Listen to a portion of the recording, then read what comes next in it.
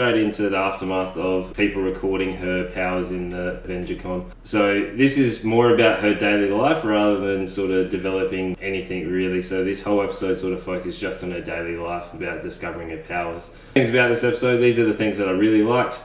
I like the change in her actual attitude. So before, in episode 1, she sort of walks through the halls and she's not quite confident. This one, she bursts into the actual school, and her interactions with people are far better. Like, she's far more confident.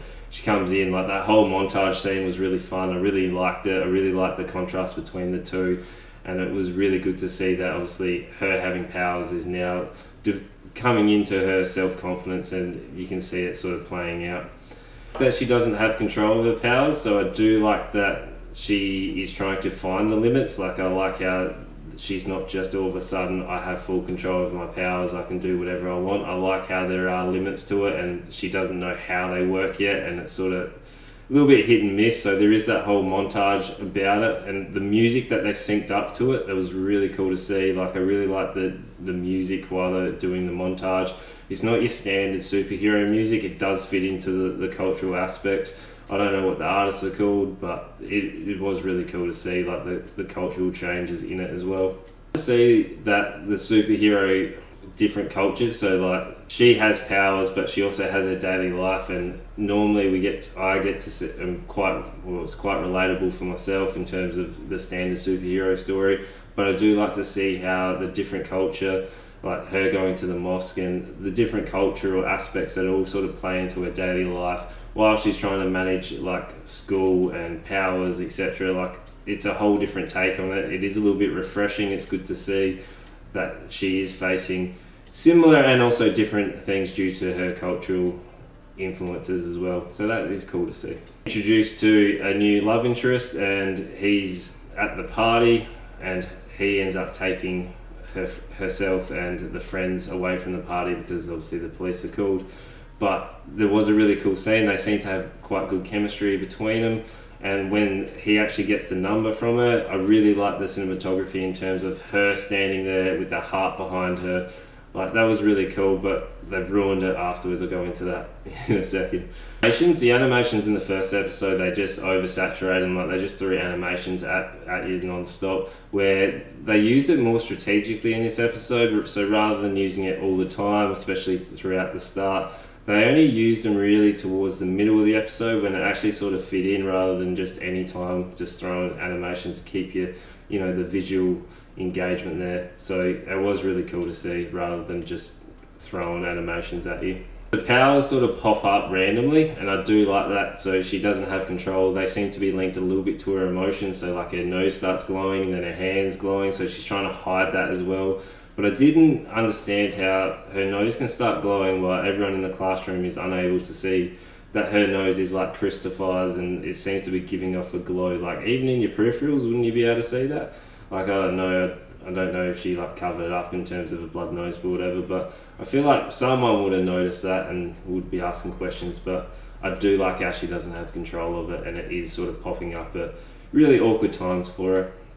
The mystery of the Bangle, it's a cool aspect for her to actually be able to understand her powers. So she doesn't know anything about the Bangle. It just came from her nana, I think that's how she said it, but it's from her nana's mother's side, which we get to learn that she caused some shame to the family, and that no one's really willing to speak about this person, and the nana is sort of not very tech savvy, so she doesn't really understand how to use the phone, but is just dropping little bits of information for us to understand that their powers do come from the bracelet, and we get to sort of understand that this is going to be a key factor into where her powers are coming from.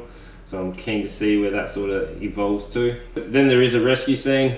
So there's a boy who's up in the watchtower, and he is taking Snapchats. I don't know why he's got one leg out of the tower, but essentially he falls down. He grabs onto the curtain, and as that's falling, like, it plays into, it's convenient, only falls when she's getting up there and when she's really close. But I do like how she's not like a perfect rescuer, so as she's going up, she doesn't seem overly confident. She's not keen on the heights. She doesn't know if her powers are going to work. And as she comes up, she starts asking random questions like, what's your favourite food, etc. which is showing her that she's actually developing while she goes, like learning as she goes, rather than all of a sudden I've got powers, I know how to use them perfectly. I like to see that development, so it's not just perfectly saving, where she actually does save him quite well at the start, but then lets him drop down. Like it's just a comical errors, but does end up saving it. So I did like it that it wasn't a perfect rescue, and it was like someone trying to do something for the first time. So obviously there are going to be mistakes, and I like that they played into that as well. So that was really cool to see. A number of things that were wrong with this episode. So like right at the start, obviously the popular girl is talking about how she got saved, and Camilla almost just gives it away. Like she almost gives away that was her with her powers. Like, come on, like, surely you would keep that a little bit more under wraps, but I guess, you know, you'd want to get that recognition to have the powers. There is that sort of cliche high school party scene where obviously they want to go to the party and they do end up going to the party, but I like how it was kind of rushed and the police turned up, so they had to go, which was nice, so they didn't actually have to spend all that time developing that standard party sort of scenes. Random dance scene, so after she gets the number, she does a full like musical dance scene in there. Like I don't understand why that was in there. If that was just pure comical aspect, then fine, but it went for a little bit long and it was just really off-putting to see. I didn't like that at all. There was so many random subplots in there. So Bruno has an interview and he's obviously, I know they're trying to cause a love triangle kind of thing going on, but he's got an internship which is going to take him away from her, and like the actual interviewer was really sort of cringy in terms of him just randomly talking about movie scenes and about him being the people in the movies. Like we could have done without that. Pacing just seems a little bit off. Like they're throwing a lot of information at you. It felt more like a slice of life and just going about it, where they could have built the mystery more and like left the number of the subplots out, like the whole election part. Like I just don't care about it. It felt like it dragged the actual episode down in terms of its pacing, so anytime that was on I became a little bit disengaged with it, where I wanted to see more of the development of the powers and just her going about her life trying to deal with her powers. But then there's a whole FBI just randomly turn up and investigate the popular girl, but there's no real rhyme or reason. They just randomly turn up and then start throwing really heavy questions at her. And then they just show up and start shooting flashlights. It's a terrible nickname anyway. But they started shooting her and she gets behind the van and then a car pulls up, which turns out to be the new love interest. She gets in, drives off. I don't know how the FBI agents, like what train did you guys go under, but you didn't notice that a car drove off, heard a door slam. By the time you rocked up, you're like, where'd they go? Like looking under the car, like what are you guys doing? Like surely you've got some form of pretty high training to be in the FBI.